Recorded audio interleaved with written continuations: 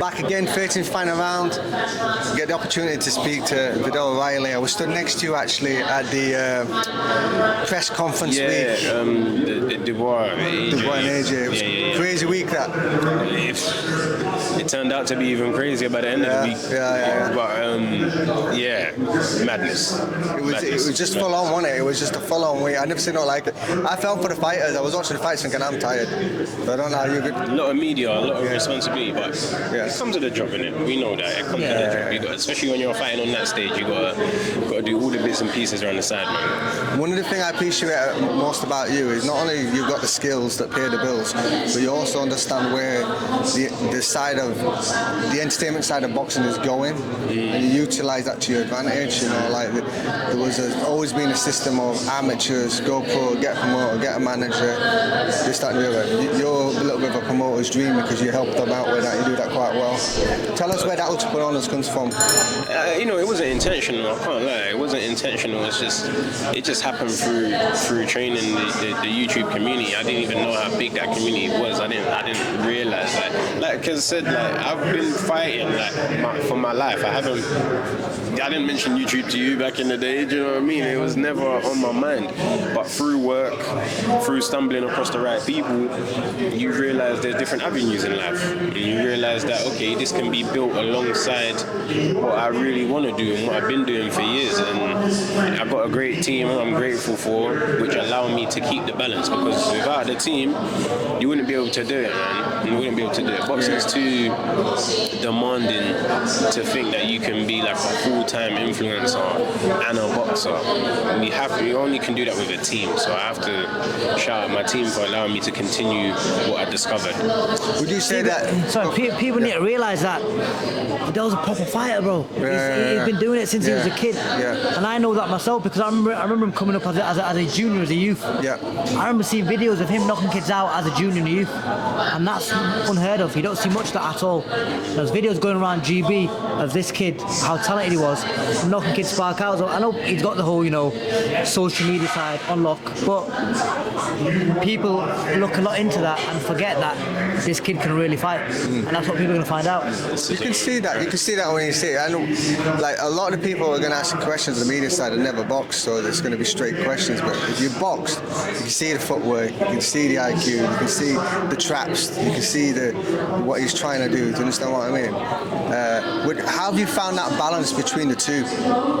In terms of the social media elements, because listen, let me put it this way. How I got to know you was not how he got to know you. I got to know you through KSI and that setup. Which most did,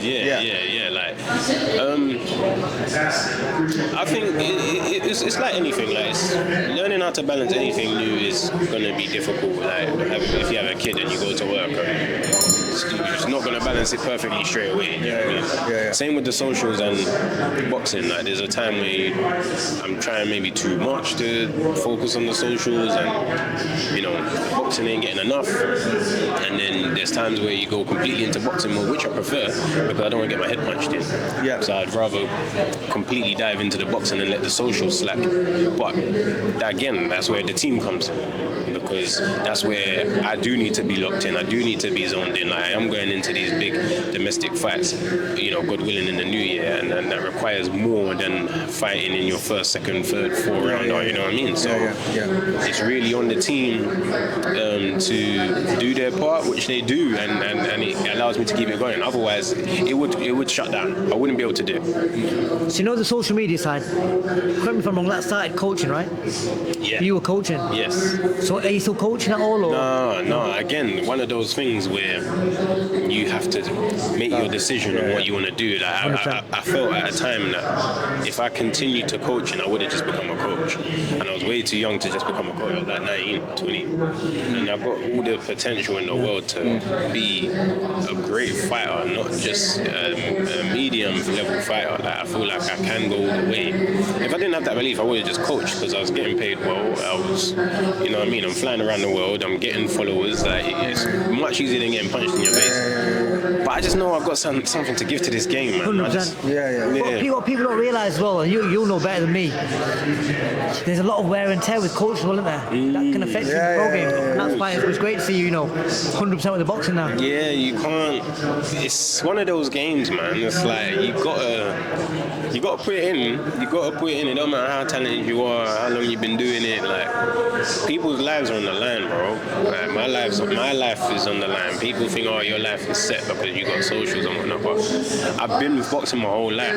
Like, this is my life. So failure in this, I've failed at what I put my whole life into, 21 years into. So you just learn, like, you know what it takes. You know what counts. I got honest people around me. We don't do no diva stuff. Like, we keep it 100, and we get the job done, man. At the end of the day, what I've discovered, being an entrepreneur, I've got several businesses, and I talk to my friends, and they get out of bed and they do jobs they don't like, and they're afraid to give up the job because it's like, well, I can't pay my bills. A lot more, 9 times when the people get out of bed and live for the function. The 1% find a purpose, and the purpose pays them. And so, if you've got a lot of people are a lot happy with less money, but they're getting out of bed doing the purpose. If that purpose can pay for your function, then you've nailed it.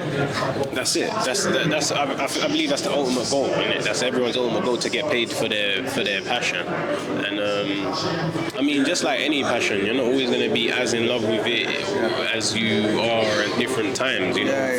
Things happen that grow your love and decrease it, but that's what discipline is, isn't it? Like Matt Tyson says, do it like you're doing something you hate, but like you love it. Like you love to do it. Exactly. And you do. Boxing is one of those games. You're not always going to love it.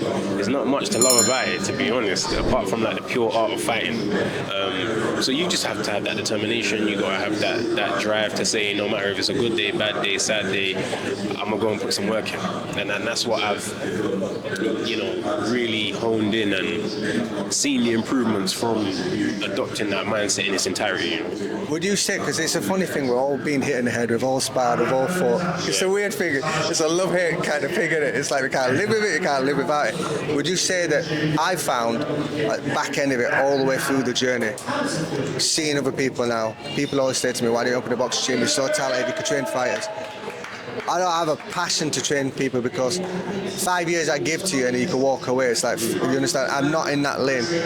But I've discovered the whole boxing journey for me was about a self-discovery, finding out what I'm able to do, how I'm able to stretch myself. It's like diamonds are not found on the surface; they have to be looked for. Do you understand what I mean?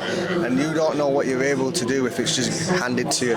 So I found that even the things that I've done from boxing, and Brendan Ingle used to say this to us, there's only been 1% of the people in the gym here become a champion, but the other 99% of people are going to have a better life through the things they learn from boxing.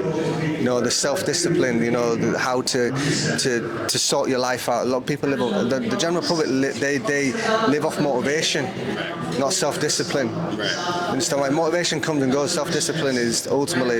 Yes, no, I can't agree with you more, man. Like, boxing, people act like boxing and like life is separate. It's all incorporated into the same thing. The same brain that you used to do your GCSE is the same brain you get punched in the ring. Do you know what I mean? So with the traits that you have to develop in order to be a fighter, you don't even have to say it's successful. Just to be a fighter and to go again, and to go again, and to go again. You're going to have a different kind of resilience, a different type of determination, a different type of grit that not everyone's going to have, because not everyone can get in the ring and fight in front of people or fight full stop. So boxing, definitely a character building thing, and definitely always look at yourself in the mirror, because the game exposes what you're weak at, and you have to keep looking at the mirror to get stronger. This is part 1. We just touched the surface there, but we will continue this. This has been good. We're going to check out because you've got to go. Listen, I'm sure life is